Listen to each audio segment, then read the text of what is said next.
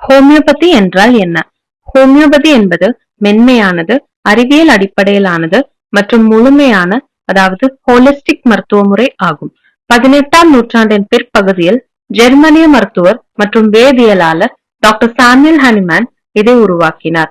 பாரம்பரிய மருத்துவ முறையான அலோபதி கடுமையான மற்றும் பல நேரங்களில் பாதிப்பை ஏற்படுத்தும் சிகிச்சைகளால் வெறுத்துப் போன டாக்டர் ஹனிமேன் சிமிலியா சிமிலிஸ் கியூரேண்டர் என்ற சட்டத்தின் அடிப்படையில் இதே நோயே அதே சிகிச்சை செய்கிறது என்று கருதி ஒரு பாதுகாப்பான மற்றும் தனிப்பட்ட முறையை முன்வைத்தார்.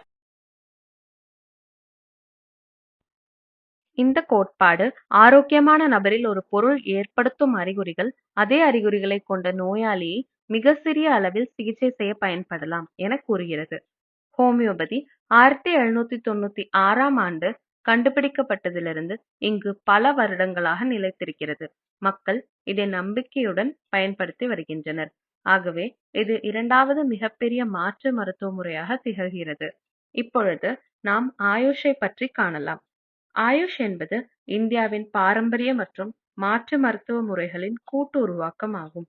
இதில் ஆயுர்வேதம், யோகா மற்றும் நேச்சுரோபதி, யுனானி, சித்தா மற்றும் ஹோமியோபதி ஆகியவை அடங்கும்.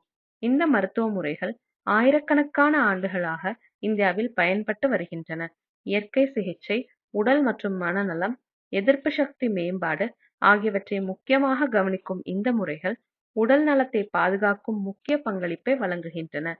ஆயுர்வேதம் இந்தியாவின் பாரம்பரிய மருத்துவமாகும். சித்தா தமிழ்நாட்டின் பாரம்பரிய மருத்துவமாகும்.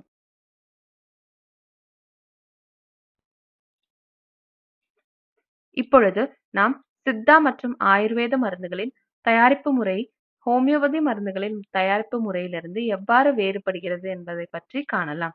சித்த மருந்துகளின் தயாரிப்பு முறை. இந்த பொருட்கள் புடம் அல்லது கால்சினேஷன் என்ற பல்வேறு சுத்திகரிப்பு முறைகள் மூலம் விஷமின்றி தயாரிக்கப்படுகின்றன. பின் அவை பவுடர், மாத்திரை, எண்ணெய், களிம்பு அல்லது பேஸ்ட் வடிவில் தயாரிக்கப்படுகின்றன. அடுத்ததாக ஆயுர்வேத மருந்துகளின் தயாரிப்பு முறையை பற்றி காணலாம். பாட்டிகள், டிகாஷன்ஸ், கஷாயம், கல்கம், ஃபைன் பவுடர்ஸ் அல்லது சூரணம், கிழங்கு, சாறு வடிவங்கள், கோஷ்டிகள், பேஸ்ட், லேகியம், மருத்துவ எண்ணெய்கள் மற்றும் தைலம் வடிவில் தயாரிக்கப்படுகின்றன.